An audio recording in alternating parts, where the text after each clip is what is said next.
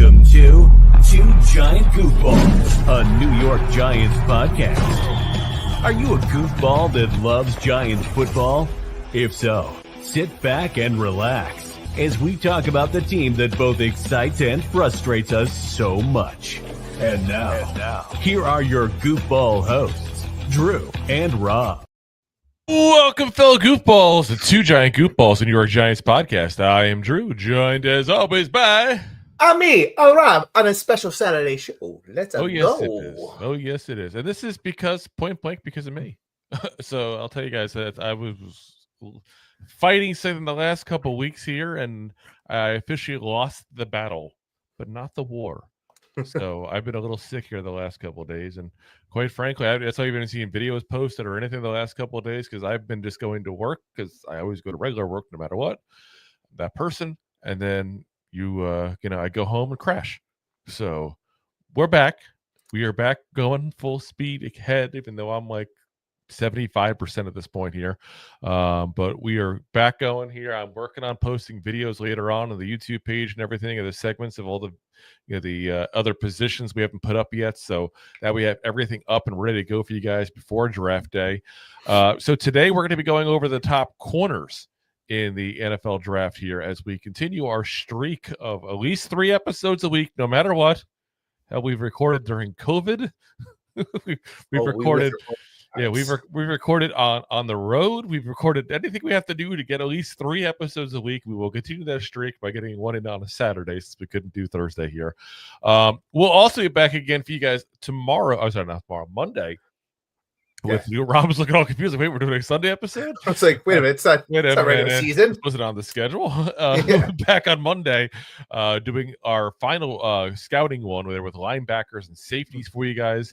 We will be taking Wednesday off, not our usual schedule here next week, guys, because of the draft. So we'll be on the entirety of day 1 and day 2. We'll be back on that Sunday to go ahead and give you the final rundown of all the players that we draft on day 3. That way it gives us a chance to go through any players we might have to do a little scouting on, if there's people we might not be familiar with that were playing at Christian Polytech, Texas University, Abilene South, like Brookfield Community College. You just never know where you get these kids from. So we want to make sure we're actually giving you our thoughts, not just like reading BS profiles off of other people's websites and stuff like that. Because let's be honest, there are some people that do that.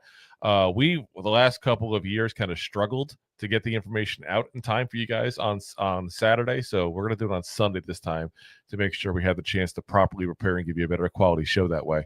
And then after that, we'll be back to business as usual. But I will say this. Depends on what happens the following week if we do a show that Monday. We might just say the Sunday show is that Monday show and move on from there. It depends on how things are going with the Giants in general. So that way, so this week it'll be Monday, Thursday, Friday. Next week, Sunday, Wednesday, Thursday, with potential for Monday, depending on what's going on. Depends what's going on. 50-50 on that, guys. So, all right. Enough of giving you our calendar of events here. Just make sure you guys subscribe, hit the bell, so you guys get all the notifications. That is the easy way. That is the easy way. There's no guesswork then. Then your phone goes off in 10 different apps like mine does whenever we go live. So let's get into our top corners here, guys. So I think all along I haven't hid the fact that I haven't been as big a fan of Travis Hunter as other people have. I think Rob kind of agrees with me on that. I don't want to speak for you, Rob, but yeah, I just want to speak for you specifically. Well, you can feel free to give your definitely more anti-Hunter than I am. But for the record, I'm not anti. I just don't think he's worth a number 3 pick. Correct. Maybe put a digit in front of that. Yeah, I'd be fine with that. Yeah, but there's another guy that I think is the top corner of this draft, and it's not Hunter. And it's a guy that, quite frankly, is not being talked enough in this draft. I think a guy that I think is going to end up being a potential steal for whoever gets him, because they're going to get him right around that 10 to 12 kind of spot, probably, is where I think he's probably going to end up going. And he has the talent of a top 10 player in this draft easily. And that's partially because of how good he is and partially because of how bad this draft is, for the record.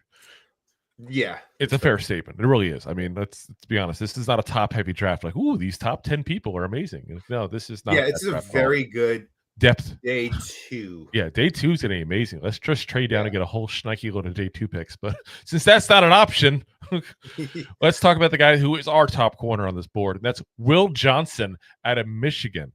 Now, he is an outside corner. It's a very outside corner heavy kind of draft there. He is 6'2", 202 pounds, 22 years old, from Detroit, Michigan, little Detroit Rock City. In 22, he was a freshman All-American. 23, first-team All-American, first-team All-Big Ten. This past season, got a little bit of the injury bugs here. So, a lot of this evaluation is really, to be honest, based off of last year, not this year. 6 games, 14 tackles, 1 tackle for loss, 2 interceptions. Both of them returned for touchdowns, by the way. 3 passes deflected and a 76.5 PFF grade. Second-team All-American and second-team All-Big Ten. Think about that. Second-team All-American with only 6 games played. That's pretty impressive. Yeah, that shows you the stats. That shows you the respect they have for his play. Is what it is, point blank. 3 of his 9 career interceptions were returned for touchdowns. It's not a bad ratio. Impressive. That's not a bad ratio. Now, he had a shoulder contusion to start the season off there. Played through it, which is part of why you see, again, we said a 76.5 PFF grade, not the best. And you look at that, you go, ooh, that's not that great. But you go, oh, hold on, 76.5 with a shoulder issue. Say, with an injury. Yeah. When you're trying to swat the ball down with your shoulder and catch the ball. Well. Even just in general, when you're backpedaling, listen, you try to backpedal without moving your arms. I dare anybody to do that. You look like you're doing the Irish Jake when you do it. You can't do it. So you're going to constantly, that's what you're doing. You're moving around. That shoulder is nonstop moving. Whenever he jams the receiver at the line, that's the shoulder getting that pressure. Like, all this stuff is shoulder, shoulder, shoulder. But he played through it. Then he got turf toe. And then he couldn't play through. That's why just the 6 games there. He plays well in both zone and man. He's sticky. Quarterbacks flat out refuse to throw to him at times. He did have that kind of reputation in college. He's got great instincts. He's a great processor. The only downfalls to him is he's not a very physical corner. We talked about the press a minute ago. Press is definitely not his forte. And I think part of the problem, you got to give him kind of an incomplete in that, though, too, because he wasn't good in 23 on that.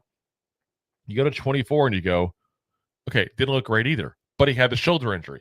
So how much was it him not improving in that category? And how much was that the shoulder injury and his press work maybe being a little off because of that? Either one's a possibility. Yeah. He also leaves too much of a cushion. Now, he got away with that in college because he's a really good athlete. He's got long reach. He's got all the stuff you want out of a corner. Will he get away with that in NFL? Does he have to kind of shorten that up a little bit there? Because it becomes a game of inches, not a game of feet anymore once you're in the NFL. But touche. Solid player, guys. Again, I'm telling you, top 15 pick he's going to be. But when it boils down to it, he's going to be one of the best players in this entire draft. That's what he's going to be. I wouldn't be surprised if he goes top 10. Yeah. Very, very high floor, I feel like, too. Like, I never want to sit there and, it's very, I don't think we've ever really gone to a draft with the scouting a player and going, this kid's going to be a great, amazing player, all pro, blah, blah, blah, blah. Like, I don't think we ever really do that because I try to avoid the hyperboles. But this is a kid with a very high floor, I feel like. He's going to be a legit starter in this league. Am I going to sit there and say he's going to be all pro? No. Again, he might be. He's got that potential. But say he has the potential. But if this kid is total bust, I would be absolutely shocked. Absolutely shocked. He's going to be at least a good starter in this league, if not a great one. Like, he's got the potential to be a shutdown corner, but at the very least, he's going to be a solid corner in this league as a starter. Yeah. Definitely draft him to be your number 1, hands down. Yeah, and it might take a little time. Keep in mind, corners don't typically come out, hit the ground running. It takes a year or 2 to get going.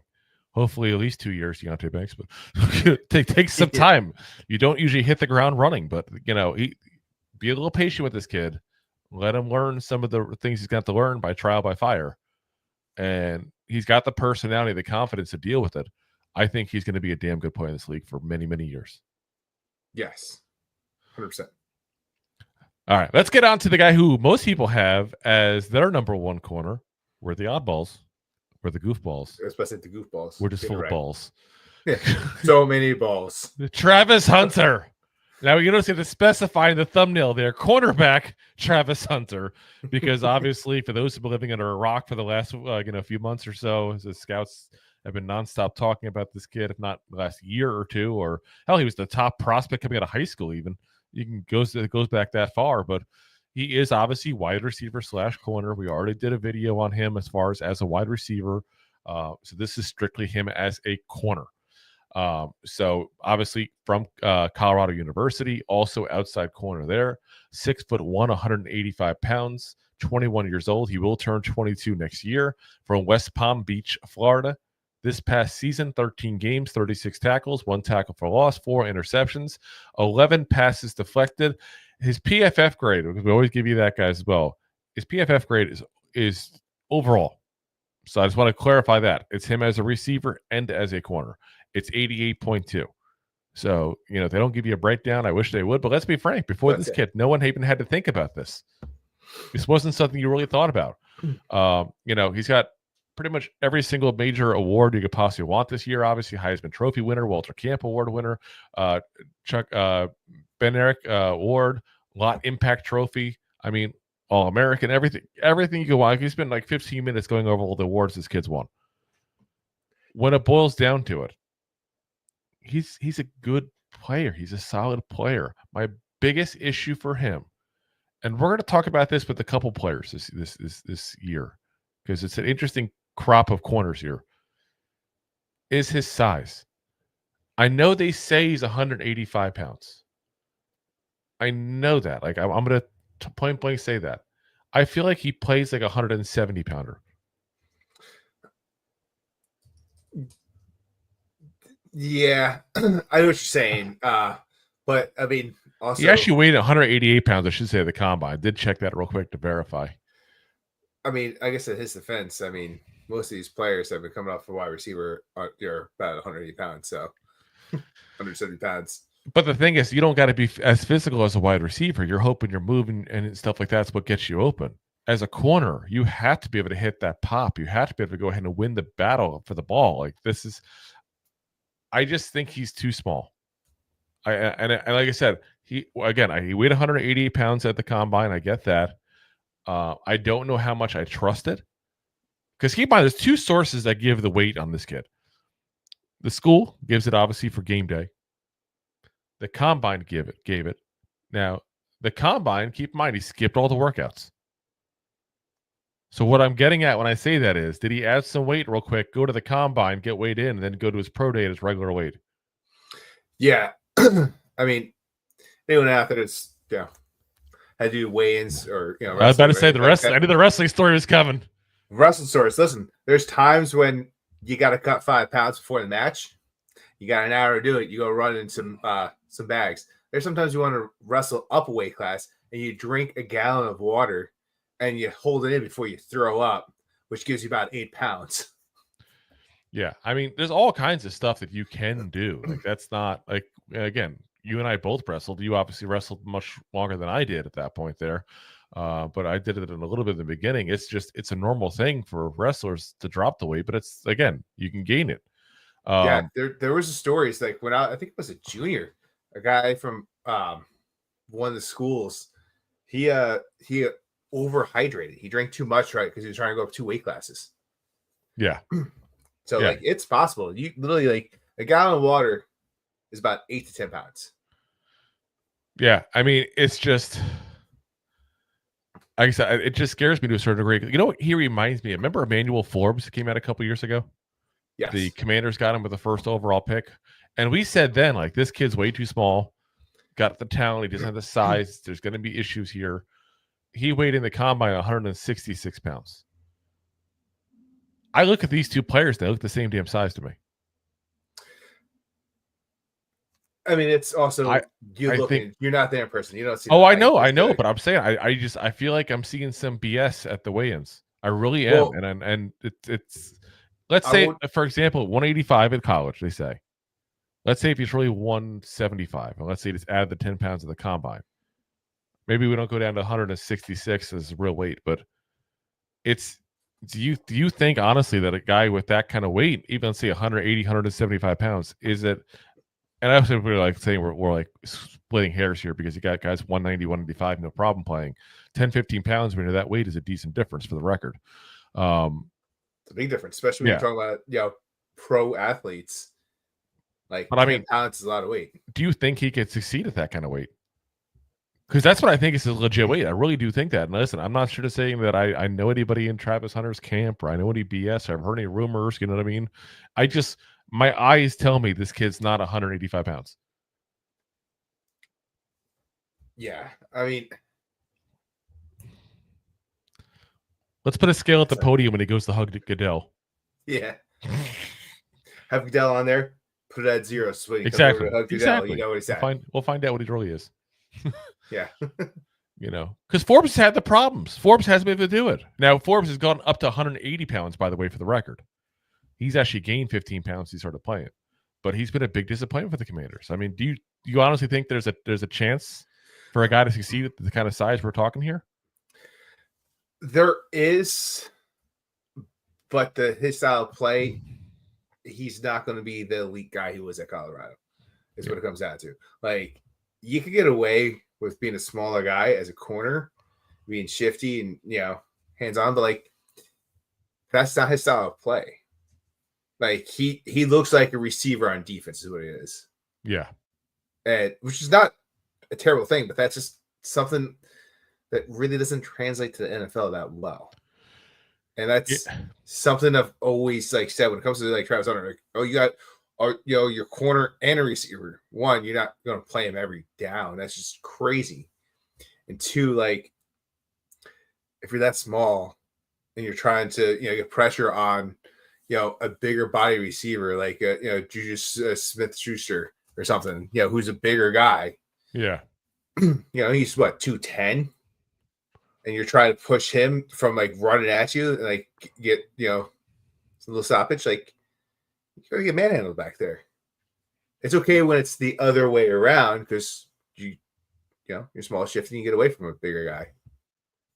Yeah, and I wonder too about the competition he played, and I've always wondered that when it boils down to it. Listen, let's be honest, they did not have exactly the strongest schedule over there at Colorado, and I've said that about Shedeur Sanders.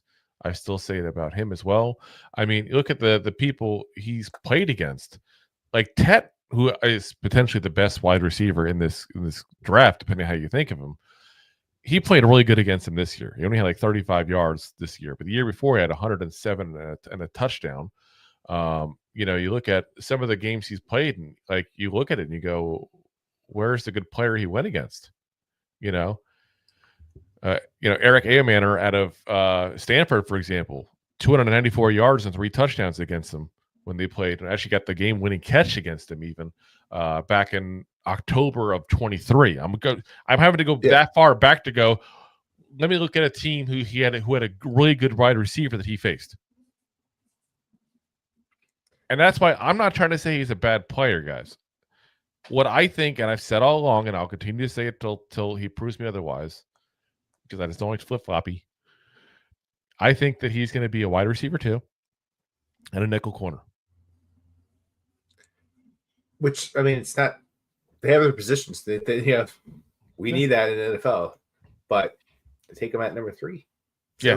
Way too early for my taste. Way too early for my taste. And like I said, I know I'm of the minority, and I know we'll probably get some comments, people saying how I'm crazy and to put the crack pipe down. But I'm just telling you guys, this is where I'm at with him. I don't think he's that good. And Rob, you sound like you're on the same page as well. Solid player, legit first round talent, but not an elite player. He's definitely not take away. He's definitely going to be a talent in the NFL. Oh yeah, and he's definitely going to be someone that we're going to talk about like down the road. Like this guy's a great player, but at number 3 in your draft, it's too rich for my blood.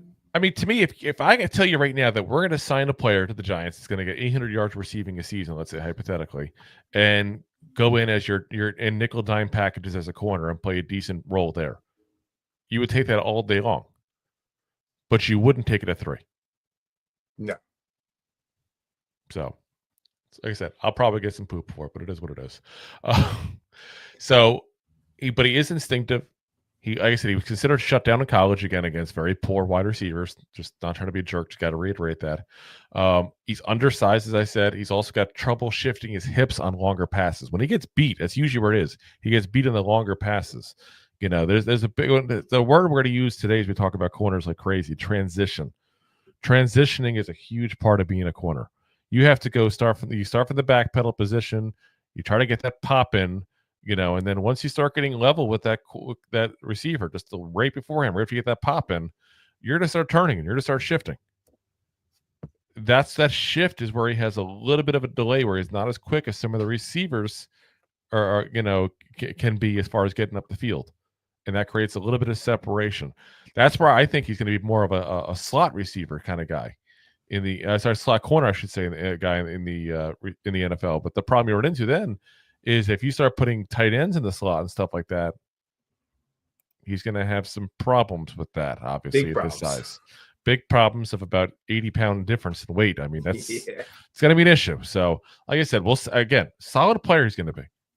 I just think he's way overblown to what I think he's going to be in this league. So, all right. Let's go to another corner here.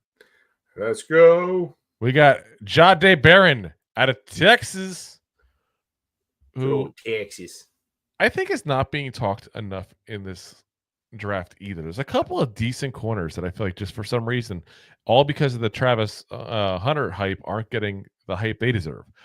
Coming out of Texas, again, played outside corner there, 5'11", 200 pounds, 23 years old, from Corpus Christi, Texas. He was second team All Big Ten in 23.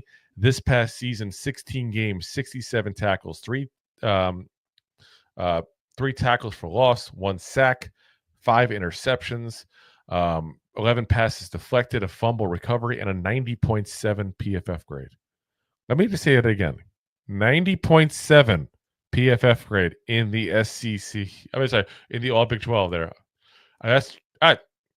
I'm messing up again. I need coffee this morning. SEC, because Texas in the SEC there. It's craziness. You're talking like you're facing legit receivers. Again, it's not a great receiver class this year. I'm not trying to say there's elite receivers all over the SEC right now. But you're still playing against elite receivers for what is available at the college right now. And he's also dominating them.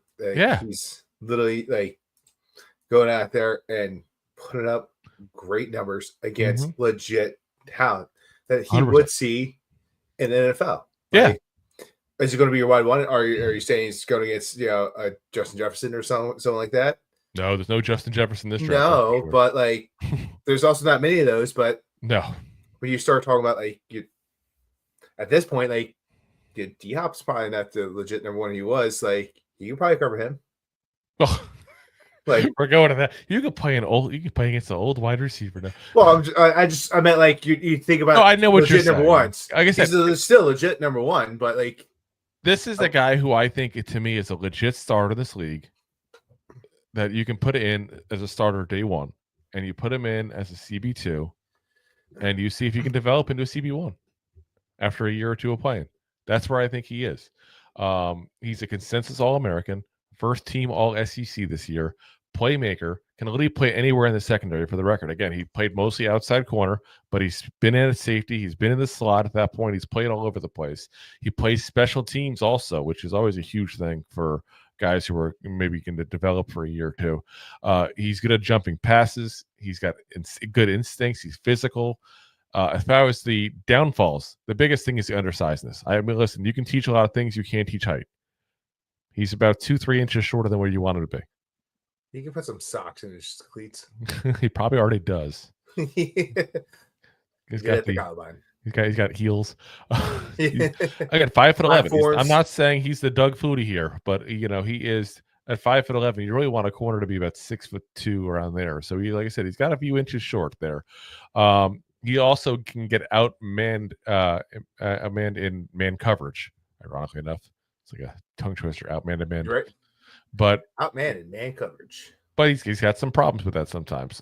He can also guess wrong when he's trying to jump passes. Now, he's very good at guessing, which just sounds weird to say it as a professional, but there is a level of guessing when you're trying to jump the ball. And you run the risk. We've talked about this before with guys who are high interception guys. You take the risk of if you guess wrong, you're going to give a big play. If you guess right, you're going to create a big play for yourself. Correct. And for your team. So, again, he's going to be a first-round talent. I think it'll probably be the latter end of the first round, probably going somewhere in the early 20s kind of range there. But he's going to be a legit corner in this league, guys. Trust me on that. He will be a starting corner that'll probably have a decent career. I don't know if he ever develops into elite guy, but he will be a guy that you will have as a starter in this league for quite a while. Yeah. All right. Next up, small school time.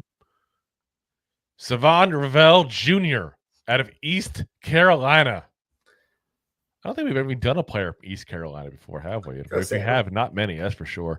Also, again, outside corner there, 6'3", 193 pounds, 23 years old, from the tobacco capital of the world, Winston-Salem, North Carolina. It is. That's where all the cigarettes are made. Pretty much. Hence Winston and Salem. Yeah. That's where the names of the cigarettes came from. A little geography / cigarette. Now you know. Now you know about the tobacco.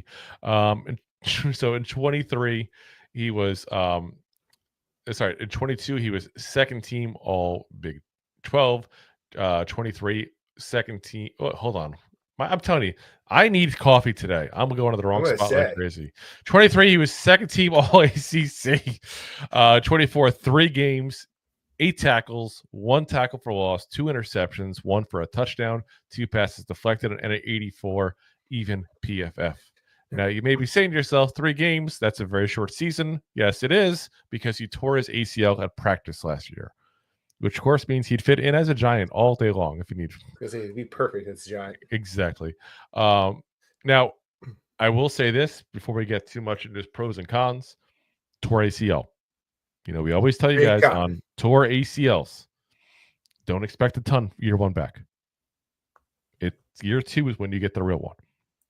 This is a guy, if you draft him, I think you draft him with the idea of putting him as like your top backup corner when you need a starter the next year kind of scenario. Like, let's say you got a guy who's pending free agency at the end of this upcoming season.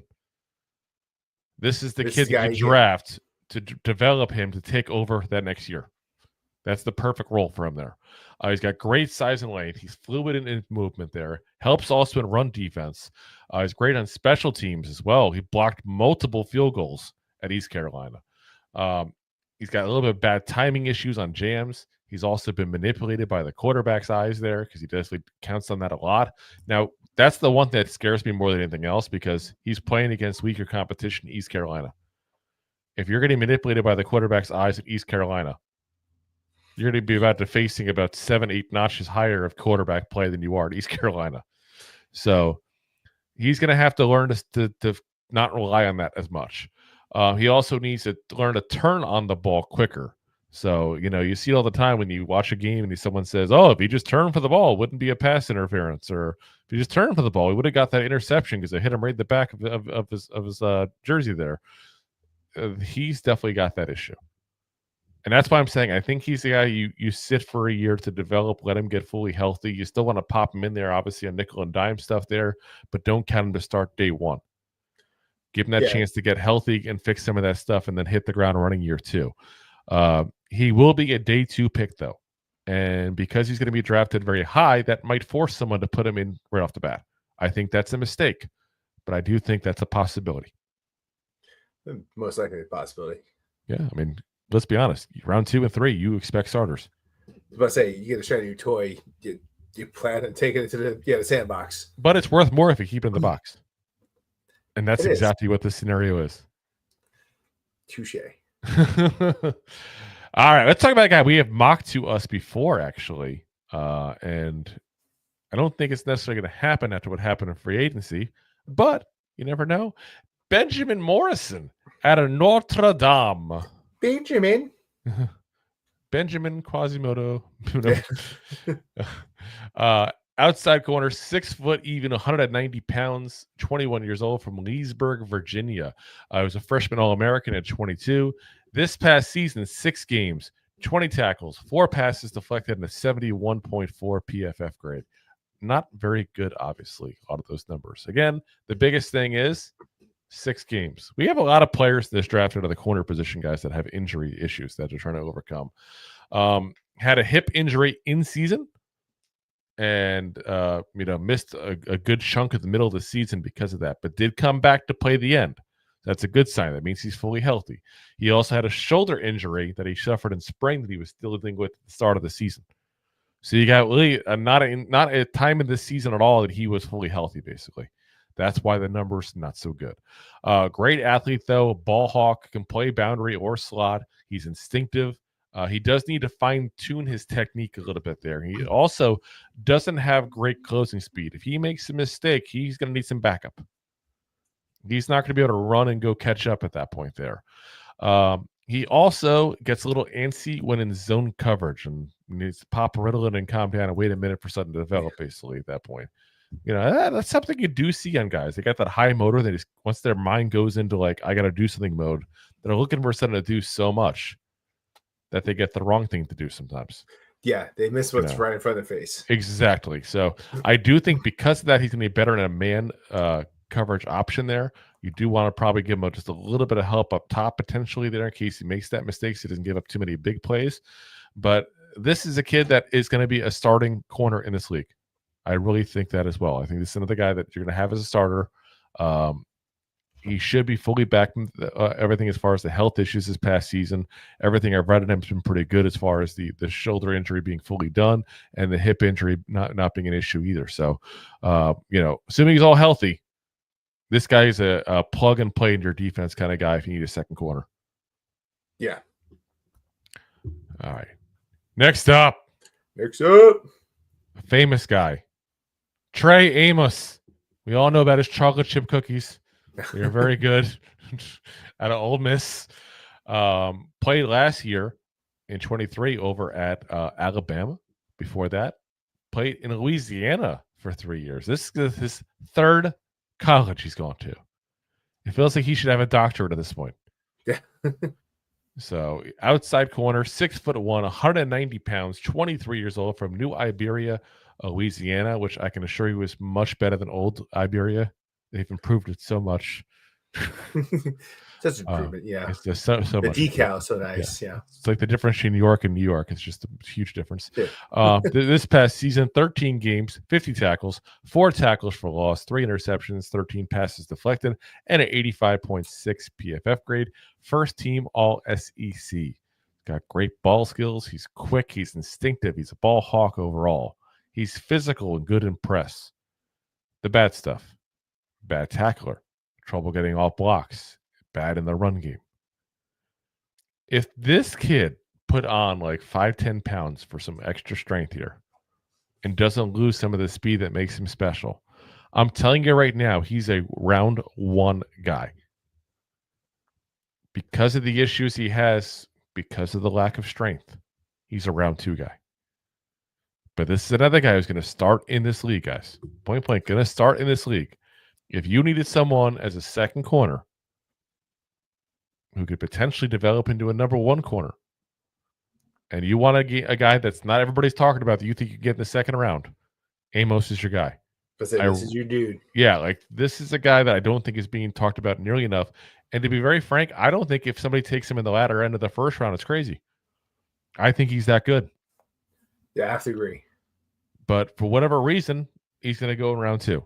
But everything you read and everything you see, he's a round 2 guy.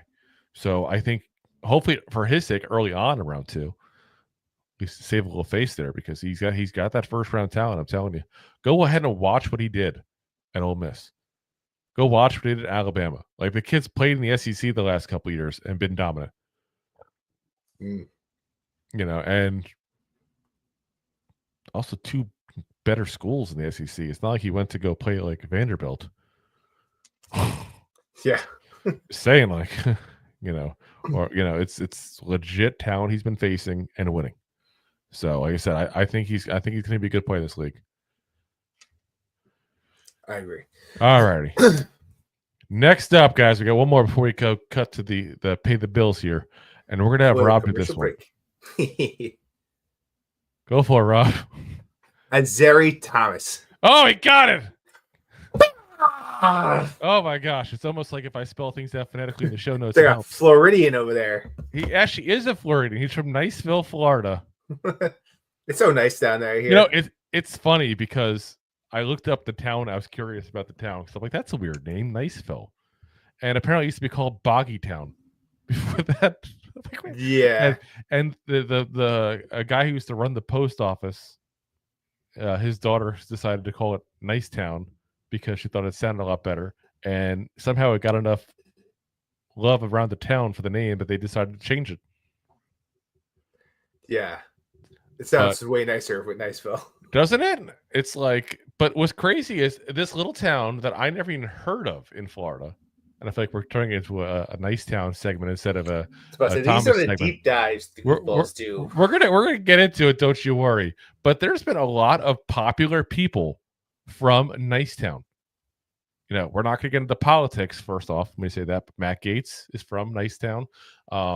You got Pam Oliver, the silent reporter for all those years. She is also from Nicetown. Alan Richson, the guy who plays Reacher on the Amazon show, also was on Titans for years. He's also from there. So yeah, I mean, they've got a couple of people in there that like legit, you know, like people you've heard of, kind of players out of there. That's kind of crazy out of this little town I never heard of. So there's a bunch of other people too as well. There's actually a couple people in played baseball and basketball from baseball and football from that town as well. But we need to turn this back into a Thomas segment, not a nice town. Niceville, whatever hills. Anyway, Thomas out of Florida State. One of the very few good stories the Florida State had this year. Outside corner, 6'2", 198 pounds, 20 years old, so still very young. This past season, 12 games, 52 tackles, 2 tackles for loss, interception, passes to 4 passes deflected there to 76.5 PFF grade. He's good in either man or zone. He's got good length. He challenges catch points, which I love to see. I love that kind of aggression that somebody's not afraid to go up and try to grab the ball at that point there. Then you got a good tackler. He also can blitz. They put him in some blitz packages, and it's pretty good. The issues with him. He's not a dynamic athlete. This is a guy who wins purely because of form and technique. He also doesn't get a lot of interceptions. I think he's had 2 his entire career. So, you know, you're a turnover needy kind of team or a team that really tries to get those big plays. This is not the guy for you. He's also passive at press coverage. Not exactly very aggressive in that, which is weird for a guy who's aggressive at going up for the catch, challenging the catch points, why he doesn't do that part of it there. The weird thing also is if you watch the tape of him, and I'll say this, you're not going to see this in penalties, you're not going to see this in stats. This is the kind of stuff you see only if you watch the tape on him. He's got a potential for some hands issues. There's a lot of times that I'm watching his tape that I see holds point blank that he's not getting called for. I'm seeing pass interference that he's not getting called for. Now, is that because he's really good at hiding it and I'm watching him specifically?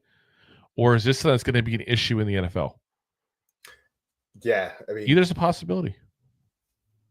I can't go back and not zone in on him now because now I'm looking specifically at him this entire time I'm watching those plays. Which, I mean, when we're doing tape, that's exactly what we're doing. Exactly. Doing that, obviously, yeah. But I'm saying I can't go back in time now and go, let me just rewatch this without staring at him to see if I notice it. You know what I mean? Like, is it that blatantly obvious or is it because I'm watching it? But I do see it a lot, and I do think that's going to be a potential issue for him because it's not just players that get better as you go up in level. It's also the referees. I know we like to argue about referees and umpires all day long at that point in every single sport you watch, but professional sports have professional referees. There's a reason why those guys get paid way more than than the guys at your high school football league. Yes. Oh, yes. Exactly. There's the reason they're not just working on Fridays. Yeah. All right. Let's pay the bills real quick, guys. And we're going to go ahead and come back with we got just a few more to go here. We got 15 in total for you guys today. So we're a little loaded up on corners. Enjoying the show? Looking for more goofball action? Consider a membership at buymeacoffee.com/2giantgoofballs. Memberships start at just $5 and give you additional goofball access. One-time support payments also available starting at just $3. buymeacoffee.com/2giantgoofballs. All righty, guys. And of course, as always, you can support the show by going ahead and hitting the like and share and hitting that subscribe button. That is 100% free of charge. You can also go ahead and support the show by not just doing the Buy Me a Coffee, but also super chats on YouTube, stars on Facebook, or you can also get some merch there at the store, which I'm putting the link in here now. Unfortunately, only Twitch and YouTube users will see that because, for whatever reason, Facebook and X and all just hate us. I don't know why they don't let us do that. It's weird. That's messed up. The nice thing is I don't see the Facebook one kicking back like it usually does. Maybe they finally realize it's a good link and they're not worried about it. I don't know. Yeah. So please, YouTube. Please, Facebook. Please. Yeah, Mark Zuckerberg should do anything for us. Yeah. Here's your 1 cent per 1,000 views. There's a reason I'll tell you guys, there's a reason why content creators prefer YouTube over Facebook. When you see people say that, that's why. Just a heads up. It's to give you guys a little behind the scenes. YouTube is much kinder to the content creators as far as what they pay compared to what Facebook is. That's for sure. It's like literally 10 times the difference of what they pay us. So if you're watching on Facebook, feel free to move over to YouTube. All right, let's get to the next one here, guys, for you. Next up, we have another SEC guy, and a guy who's had some pretty good success there in the SEC as well, which I always like to see, not just to come from a big school, but have you succeeded at a bigger school there? And that's Maxwell Hairston out of Kentucky. Not just known for their bluegrass and fried chicken. They also got some decent football players. Outside corner as well. They're 6'1", 186 pounds. Well, this past season, 7 games, 19 tackles, a tackle for loss, a sack, interception, which you did return for a touchdown, 4 passes deflected, 2 forced fumble, and a 67.0 PFF grade. Now, the difficult thing with watching this guy is, we talked about it with a few players. Obviously, there's injuries this past year. He had a shoulder injury there in the middle of the season. Definitely affected how he played. You have to really kind of go back to 23 and judge him off that tape, because that's when you see him fully healthy. Now, you also have to assume that when you get him in 25, that's 2 years later, that he's improved on some things in that time period. There's some projection in this because of how injured he was this past year. But even with the injuries, he was second team all SEC this year, which he was also in 23. He's fast. He played in a very heavy zone, and that really does fit his skills. I'm telling you guys, if you have a zone coverage system at your team, this guy is just earmarked for a zone coverage team. He disrupts routes. He also is a guy that flat out, his speed is just such an elite trait for him there, that he has the ability to not just see what's about to happen there and see a play moving when he's in that zone coverage, to move up and disrupt it like that. There, it's a read using the physicality to go ahead and use what he's reading. And it sounds very like, okay, obviously that's what you do as a football player kind of statement to say, but not everybody has those abilities to do that. This kid truly does. Now, he's got some issues. He's not without issues in any way, shape, or form. And this is why I do think this is a kid that probably needs a little time to develop there with a good coach. Make sure he's fully back from the health issues and all as well. He got some issues transitioning from the back pedal. He needs to add a little strength. Again, he's 186 pounds. We talked about this before with, talking about Travis Hunter and how I said he's too light for the position. Well, here's the guy who's the same size. I'm not going to be the guy to say it on one guy and not say it on the other. The difference is This is a day 2 prospect, not a top 5 pick. Day 2 prospect, I'll take more of a risk on. He also gives up too much cushion. He's a bad tackler. So there's definitely the issues. But the fact that he can read what's going on in the play, and he has the speed to get over to where he's got to get to go ahead and make a play on that play. These are things you cannot teach. You have or you don't. So if you go into it knowing what you got, and you need somebody who need a little time to develop this kid and not just throw him to the wolves right off the bat, then I think you got somebody who's a decent player. And I think if you put him in a like I said, a zone coverage scheme in nickel and dime situations, even if you put him in as almost like a safety kind of role where he's a ball hawk kind of guy, just looking to see what's going on, looking to disrupt plays, looking for interceptions, this kid has that ability. but he's raw. And you got to understand and respect that and not throw him into a situation he's not prepared for. Yeah, pretty fair. So, all righty. Let's talk about the wild card at corner in this draft. Wild card. Wild thing. Boom, boom, Bum, boom, bum, boom. Like Charlie Sheen coming out of the dugout. Yeah. Darian Porter out of Iowa State. And first off, I got to give a little props to Iowa State because I feel like they've gotten more prospects this year than they have in past years. I feel like we've talked a lot about Iowa State people. So kudos to Iowa State. Outside corner, 6'4", 200 pounds. Perfect size. Absolutely perfect. 24 years old. Went to high school in Bettendorf, Iowa. Never heard of Bettendorf, Iowa. We did not do the rundown like we did for Niceville, Florida, because the name's not as cool. This past year, 12 games, 18 tackles, 2 tackles for loss, 3 interceptions, 2 passes deflected, and a 79.4 PFF. He is a former wide receiver, which is always something I like seeing in corners to that point because they kind of understand how this other side plays and it helps them.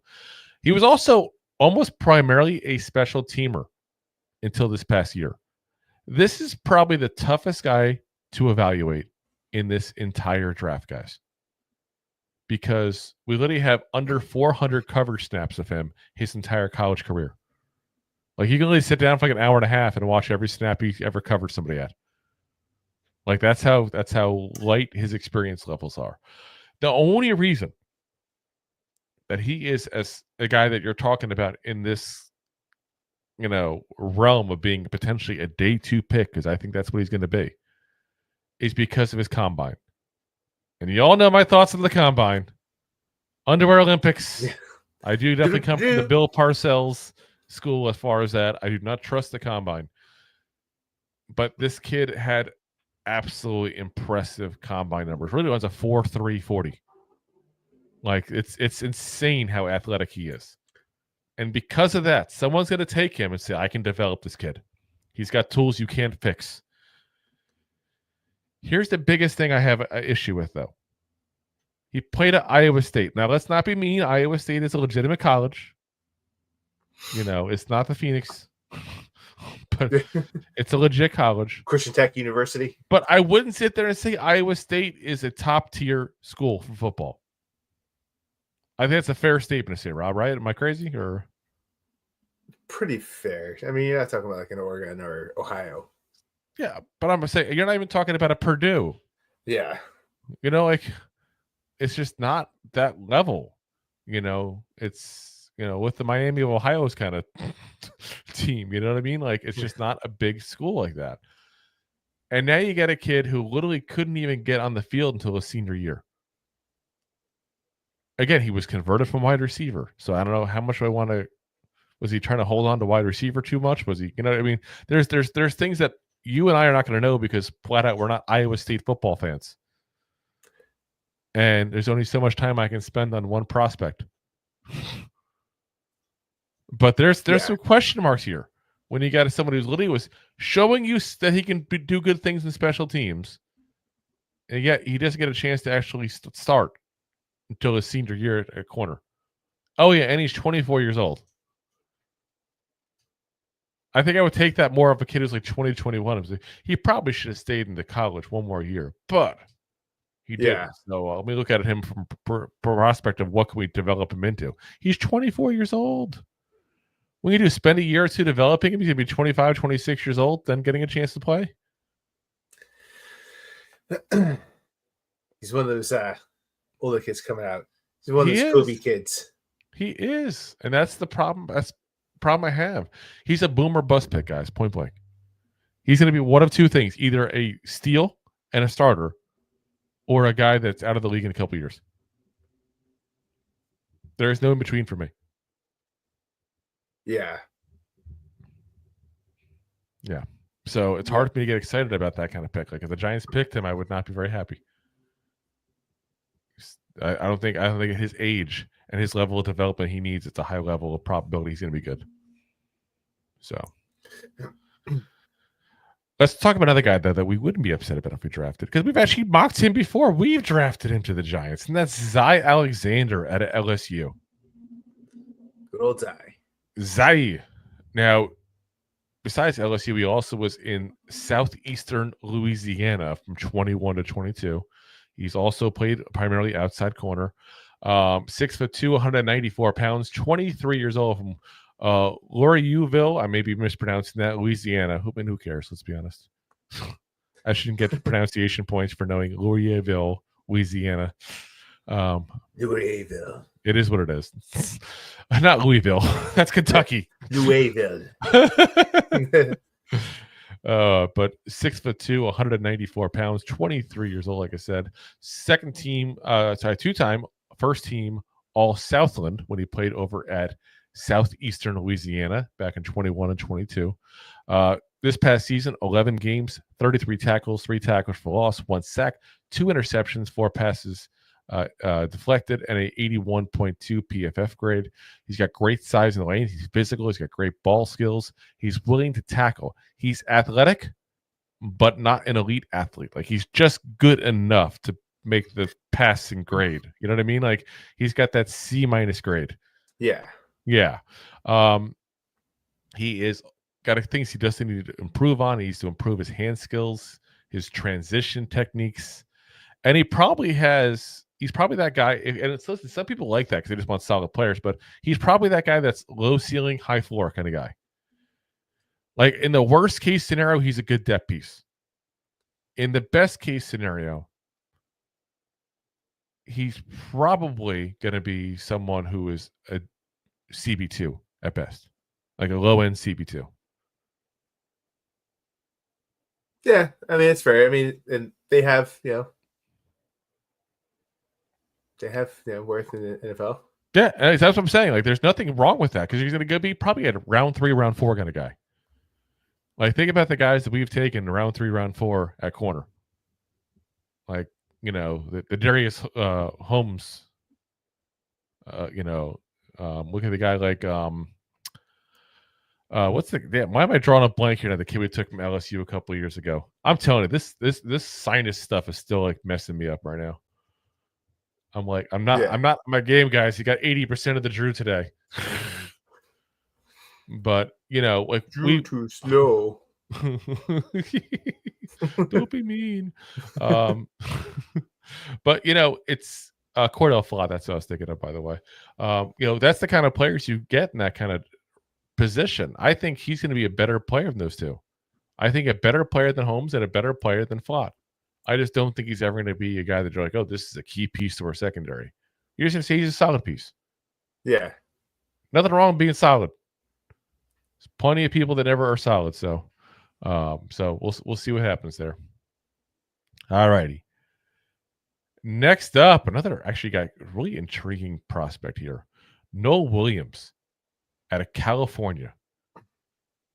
So played at California the last 2 years. Prior to that was at UNLV for a few years as well. As an outside corner, 6'1", 200 pounds even, 22 years old from Ventura, California. This past season, 13 games, 52 tackles, tackle for loss, 7 interceptions, including 1 for a touchdown, 9 passes deflected, a forced fumble, and an 80 even PFF grade. Consensus All-American, first team All-ACC. He's an elite ball hawk. He reads QBs well. He's patient in zone. He's got good acceleration. He's good at run coverage. The downfalls to him, he's an average athlete. He's also not great at change of direction. He's also can't make up for his mistakes with speed. Again, partially because he's an average athlete. He doesn't have that top-end speed. And he also does have this bad tendency to grab wide receivers when he's beat. This kid, and listen, I'll say this point blank. I feel like this is a kid that I feel like should be potentially moved to a safety position. I don't think he has the ability to make it as a corner in this league. I think if he adds like 10 pounds, he could be a decent safety in this league. He's definitely got a place in this league either way. But if he stays at corner, he's going to be that guy that you're going to put in nickel and dime protection where he's playing practically a safety anyway. Yeah. So you might as well move him to it. And like I said, ball hawks, 7 interceptions, guys. 7. So, yeah, like I said, a very good player at California there, very good player at UNLV. I'm just not sure if his athleticism is enough to make him a corner in the NFL. And I would say 4th round.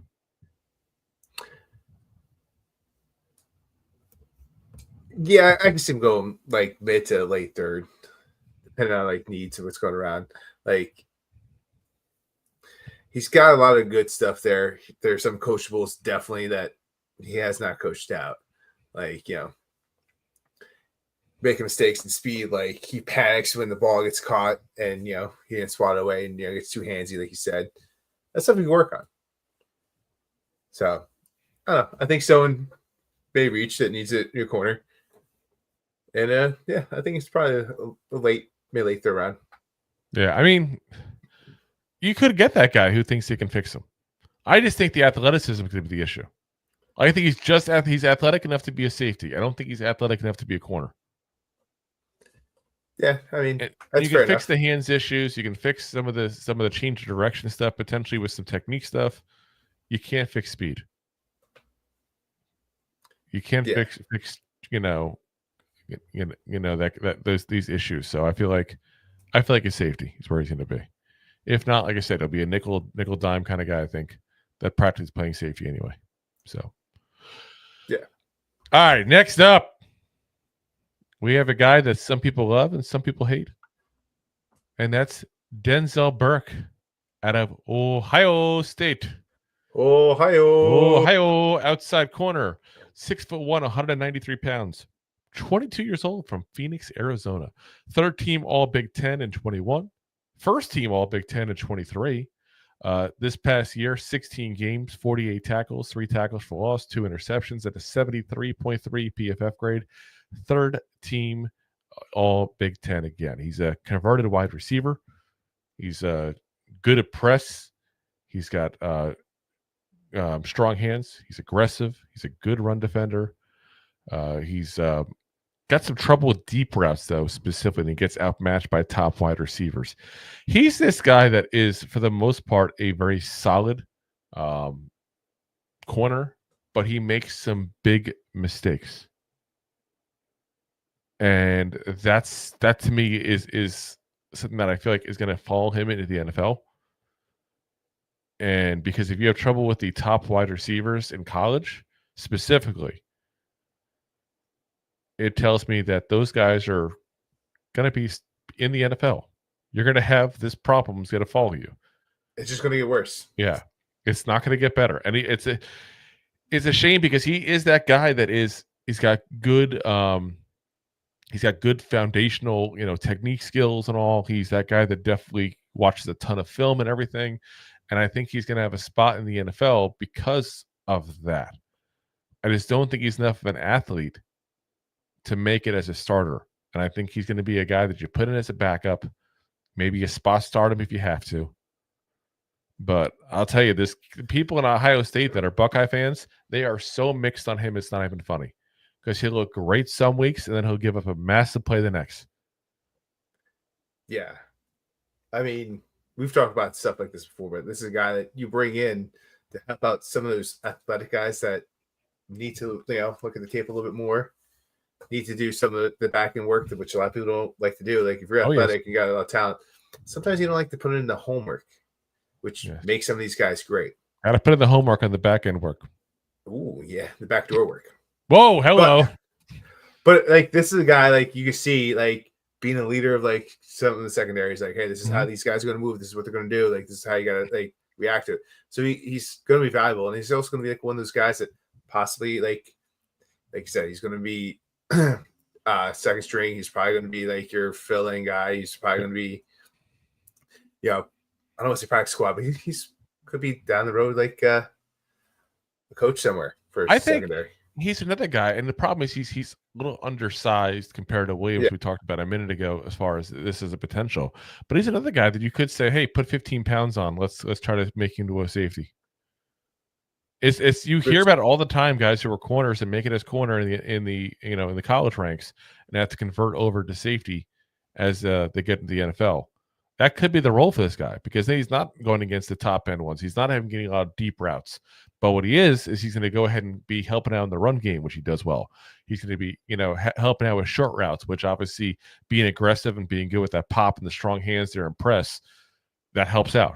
Like all these things, figuring out what kind of juke move they're going to use to try to open up real quick there. This is all stuff that he is good at as a former wide receiver. Like I said, I think there's a place for him. I just don't think it's as a starting corner. Most likely.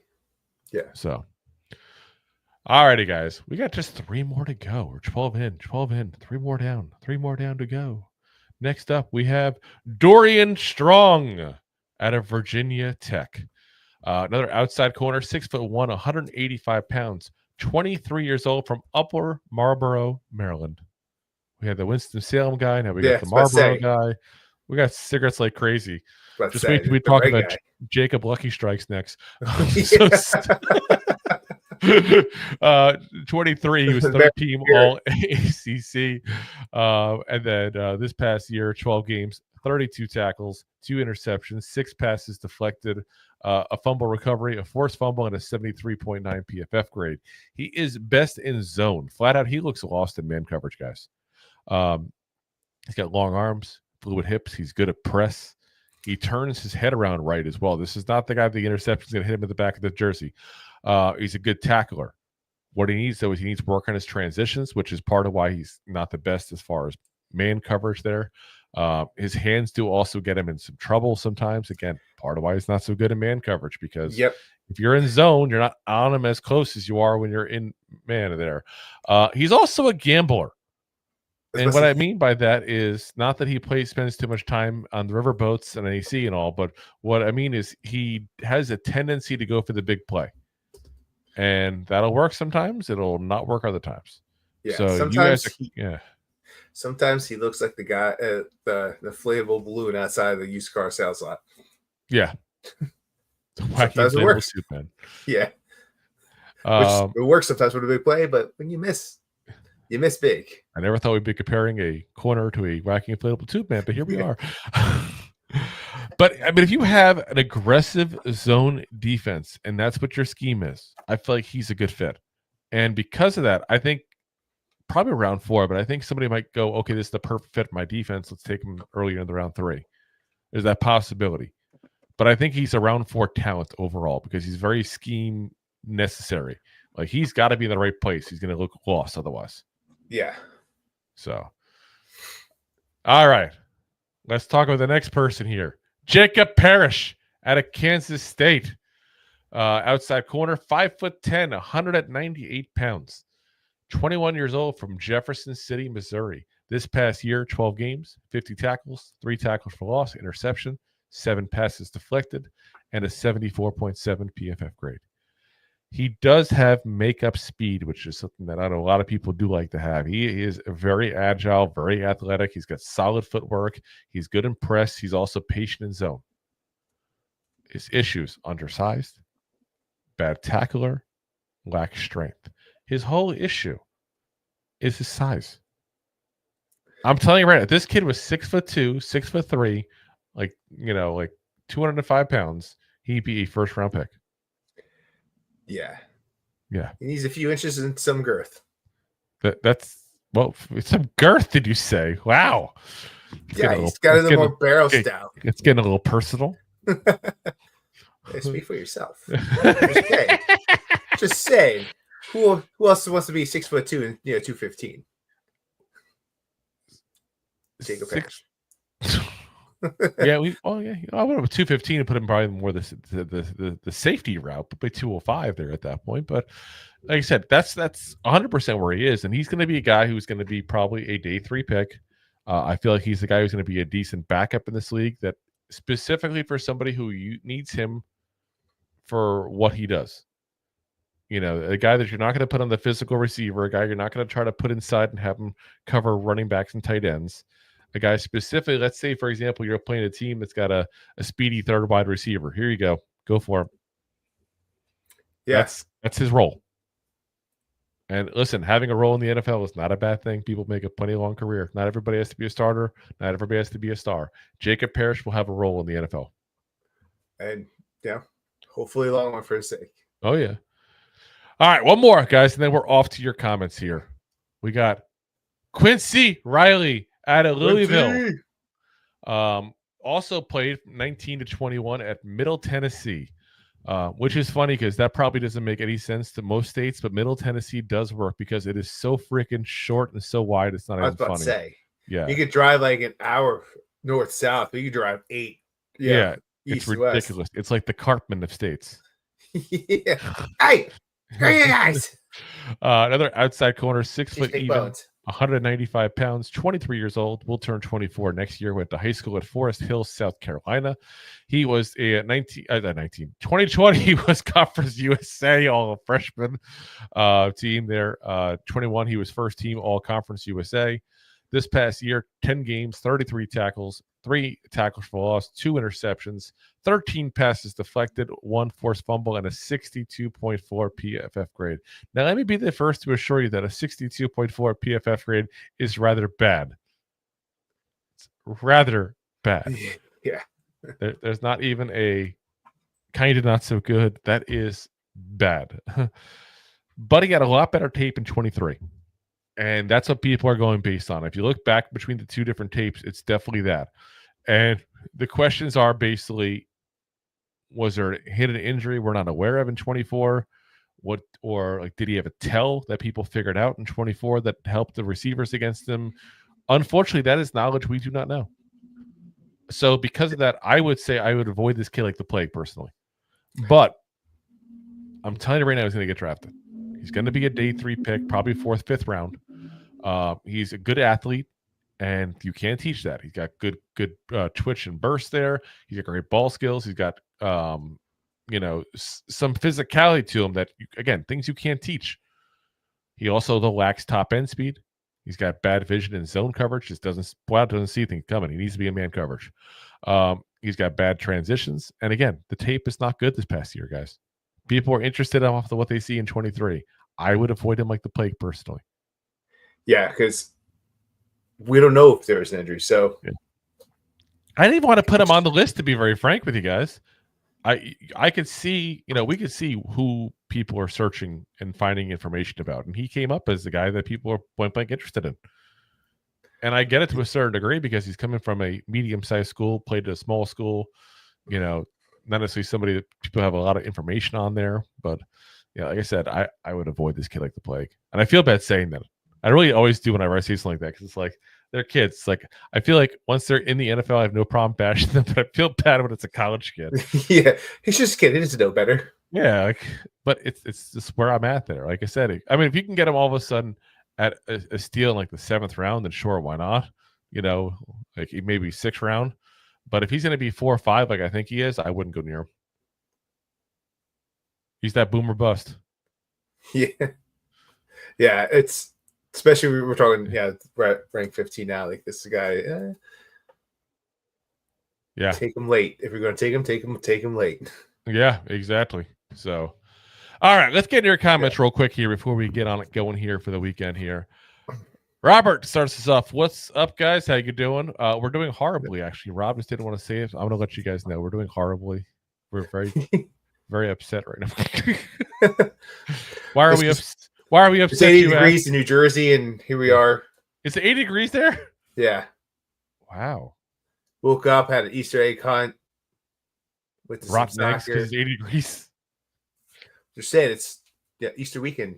It's 85 here. That's not You're in Florida. I know, not that much difference there. What I'm saying. I know I'm in Florida. Thank you for pointing out what state I'm in. I was unaware. Is this Mississippi? I can't tell the difference.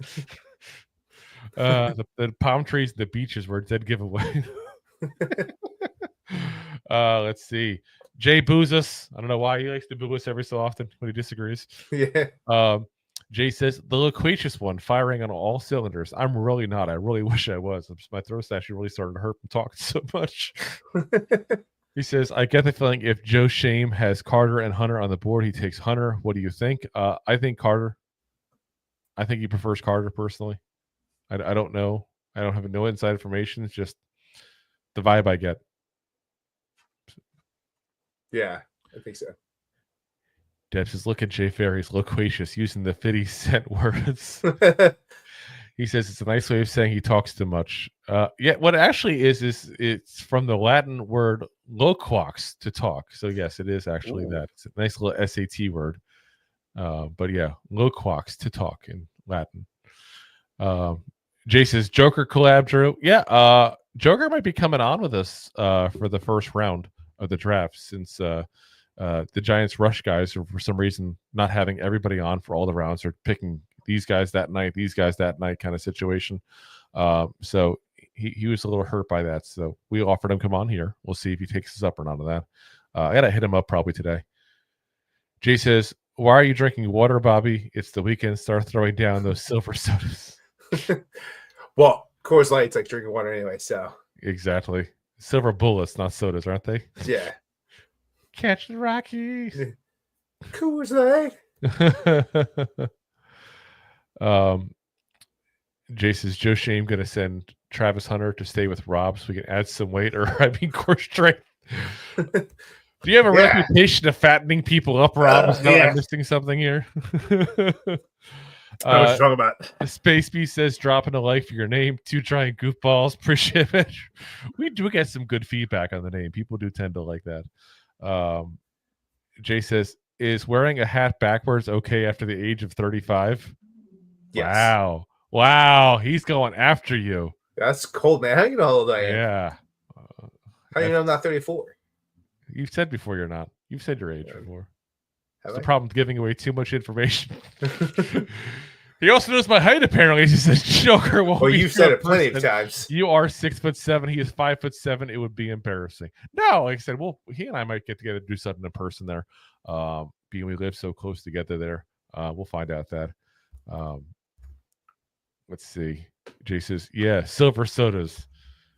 And Jay says, he's a man. He's 40. No, he's not 40. Yeah, I'm not yet. Not yet. I'm over 40, but you're not. I'm old. Yeah. So thanks for the show. Thank you for watching, Jay. Appreciate it as always. Appreciate everybody watching there. Yeah, Jay, thanks.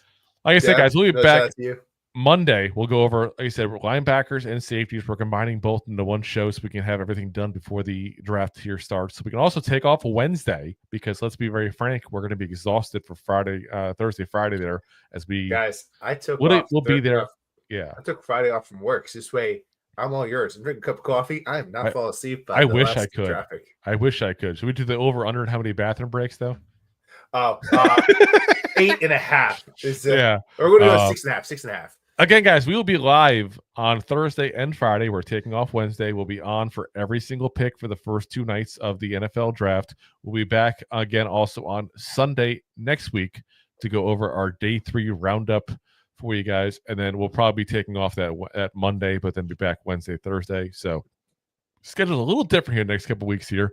But like I said, we'll see you guys there for the draft, going over, like I said, all the picks there, see our live reaction of the latest F up by Joe Shane, because I don't know, I'm just getting this vibe like he's gonna mess this up somehow. I don't know how or why. I just and I should have some faith, I guess, because he had a good draft last year. Like I don't want to just be the guy that just bashes him and doesn't say when he had a good draft last year, but he just did so bad the first 2 years that I'm just scared of him in the position and possession of a 3rd overall pick.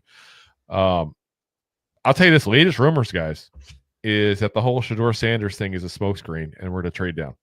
I have heard that a lot, that the Giants are interested in potentially trading down, and that they think that Hunter or Carter is going to be there, and that if they are, they might get a huge value in a trade for them. So I'm actually kind of curious about that, because I got to say, I've said it before and I'll say it again. If we don't like Shedeur Sanders enough, we think he's a future star in this league, which again, I'm mixed on myself, so I'm not going to be upset if we pass on him.